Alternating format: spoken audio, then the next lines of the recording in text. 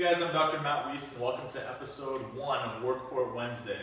This month we're going to be focusing on all things ankle, so we're going to talk about different ankle dysfunctions. I'm going to be focusing on stability issues and the armor is going to be focusing on mobility. So today is going to be part 1 of 4 for ankle stability. So we're going to talk about some of the different dysfunctions that we see and what we can do to kind of correct those.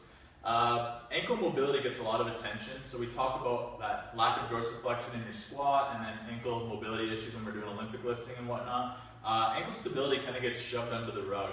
We see that a lot in clinic, especially with chronic ankle sprain patients, so hockey players, basketball players, even CrossFitters will see that chronic ankle sprain, and what they do a lot of times is you'll kind of get to a point where you can do your workouts again or do your sport again, and you'll kind of forget to properly rehab that. So we're going to talk about some drills that you can do to properly rehab your ankle stability dysfunction today.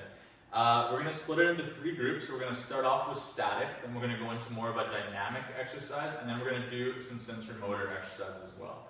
So to start off with, just a simple static exercise to work on balance and proprioception is going to be just standing on your one foot, kind of creating a base of support in your big toe, and then making sure that you don't roll over onto the outside of your foot. So you're just going to have that base of support, your big toe, keep your knee driving over top of your second digit in your foot, and then keeping your center of gravity nice and strong, your ribs stacked over top of your pelvis.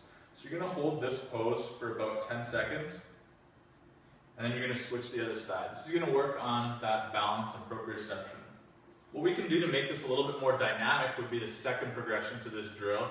You can add in a resistance band. So what this is going to do, it's going to challenge your center of gravity, and it's going to create almost like mimicking what your sport would do by challenging that center of gravity and forcing you to activate some of the muscles in a proper pattern. So what we want to do, and you're going to feel this on the outside of your hip here, kind of in the hip abductors, as well as some of the ankle stabilizers and the peroneal muscles. So same thing, you want to find that good tension, keep that base of support planted on your big toe, and then have your knee going over top of your second digit.